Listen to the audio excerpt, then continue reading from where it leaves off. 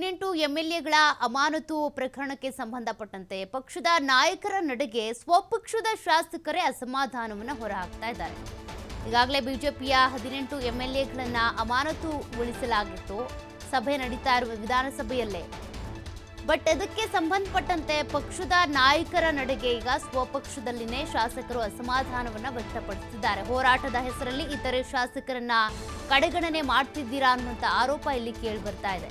ಸರ್ಕಾರದ ಸಭೆ ಸಮಾರಂಭಗಳಲ್ಲಿ ಭಾಗವಹಿಸದಂತೆ ತಡೆ ಹಿಡಿದಿರೋದು ಸರಿಯಲ್ಲ. ಇದು ಶಾಸಕರ ಮೂಲಭೂತ ಹಕ್ಕು. ಅದನ್ನ ನೀವು ಹೇಗೆ ಕಿತ್ಕೊಳ್ತೀರಾ ಅಂತ ಅಸಮಾಧಾನ ವ್ಯಕ್ತವಾಗ್ತಾ ಇದೆ.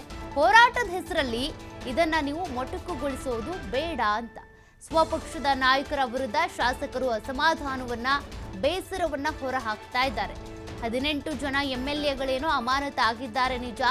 ಅವರಿಗೋಸ್ಕರ ಮಾಡ್ತಾ ಇರುವಂತ ಹೋರಾಟದ ಹೆಸರಲ್ಲಿ ನೀವು ಸ್ವಪಕ್ಷದ ಬೇರೆ ಶಾಸಕರನ್ನ ಬೇರೆ ಕಾರ್ಯಕ್ರಮಗಳಲ್ಲಿ ಭಾಗಿಯಾಗಬಾರ್ದು ಅಥವಾ ಕ್ಷೇತ್ರದ ಅಭಿವೃದ್ಧಿಗೆ ಸಂಬಂಧಪಟ್ಟಂತ ಸಭೆ ಸಮಾರಂಭಗಳಲ್ಲಿ ಭಾಗವಹಿಸಬೇಡಿ ಅಂತ ತಡೆ ಹಿಡಿಯೋದು ಸರಿಯಲ್ಲ. ಇದು ಶಾಸಕರ ಮೂಲಭೂತ ಹಕ್ಕು. ಅದನ್ನು ನೀವು ಹೇಗೆ ಕಸಿದುಕೊಳ್ತೀರಾ ಅಂತ ಅಸಮಾಧಾನ ವ್ಯಕ್ತಪಡಿಸ್ತಾ ಇದ್ದಾರೆ.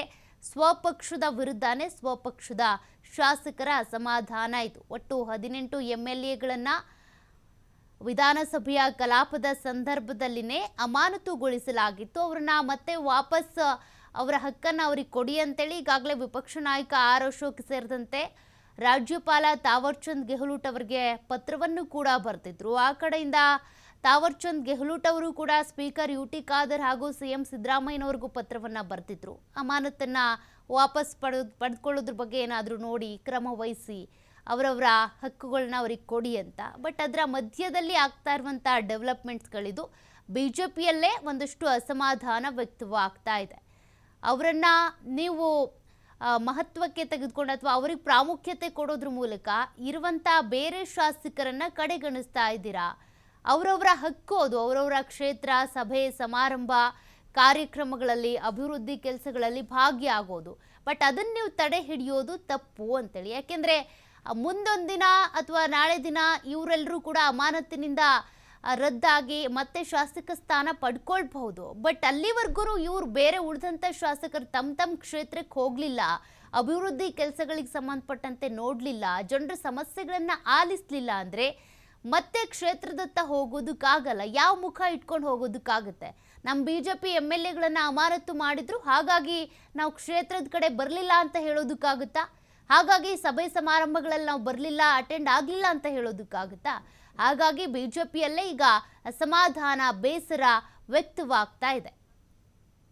ಮತ್ತಷ್ಟು ಡೀಟೇಲ್ಸ್ ಕೊಡ್ತಾರೆ ಪ್ರತಿನಿಧಿ ರಾಕೇಶ್. ಈಗಾಗಲೇ ಬಿಜೆಪಿಯಿಂದ 18 ಶಾಸಕರ ಅಮಾನತಾಗಿತ್ತು. ಇದಕ್ಕೆ ಸಂಬಂಧಪಟ್ಟಂತೆ ಈಗ ಬಿಜೆಪಿಯಲ್ಲೇ ಸ್ವಪಕ್ಷದ ಶಾಸಕರಿಂದಾನೇ ಅಸಮಾಧಾನ ವ್ಯಕ್ತವಾಗ್ತಾ ಇದೆ. ಏನೇನ್ ರೀಸನ್ ಕೊಟ್ಟು ಅಸಮಾಧಾನ ಹೊರ ಹಾಕ್ತಿದ್ದಾರೆ? ಅಮಾನತಾಗಿರುವಂತಹ ಬಿಜೆಪಿ ಶಾಸಕರ ವಿಚಾರದಲ್ಲಿ ಪಕ್ಷದ ನಿಲುವು ತೆಗೆದುಕೊಂಡಿರುವುದನ್ನ ಬಹುತೇಕ ಬಿಜೆಪಿ ಶಾಸಕರು ಈಗ ಅಸಮಾಧಾನ ವ್ಯಕ್ತಪಡಿಸಿದ್ದಾರೆ, ಹಾಗೆ ಬೇಸರವನ್ನು ವ್ಯಕ್ತಪಡಿಸ್ತಾ ಇದ್ದಾರೆ. ಯಾಕಂದ್ರೆ ಇಲ್ಲಿಯ ಪರಿಸ್ಥಿತಿ ಹೇಗಿದೆ ಅಂತಂದ್ರೆ, ಅಮಾನತಿನ ವಿಚಾರವನ್ನು ಪ್ರಶ್ನಿಸುವ ಭರದಲ್ಲಿ ಬಿಜೆಪಿ ತಾವೇ ಸ್ವಘೋಷಿತವಾದಂತಹ ಒಂದು ನಿಲುವನ್ನು ತೆಗೆದುಕೊಂಡಿದೆ. ಸ್ಪೀಕರ್ ಅಥವಾ ಸರ್ಕಾರ ತಮ್ಮ ಶಾಸಕರ ಮೇಲಿನ ನಿರ್ಬಂಧವನ್ನು ಹೊರತೆಗೆಯುವವರೆಗೂ ಕೂಡ ತಮ್ಮ ಪಕ್ಷದ ಸದಸ್ಯರು, ಸಂಸದರು, ಕಾರ್ಯಕರ್ತರು, ಯಾರ್ಯಾರು ಜನಪ್ರತಿನಿಧಿಗಳಿದ್ದಾರೆ ಅವರುಗಳು ಸರ್ಕಾರದ ಸಭೆ ಸಮಾರಂಭಗಳಲ್ಲಿ ಹಾಗೆ ಕಮಿಟಿ ಸಭೆಗಳಲ್ಲಿ ಭಾಗವಹಿಸಬಾರದು ಅನ್ನುವಂತಹ ಒಂದು ನಿರ್ಧಾರವನ್ನು ತೆಗೆದುಕೊಂಡಿದ್ರು. Thank you Rakesh ಡೀಟೇಲ್ಸ್ಗೆ.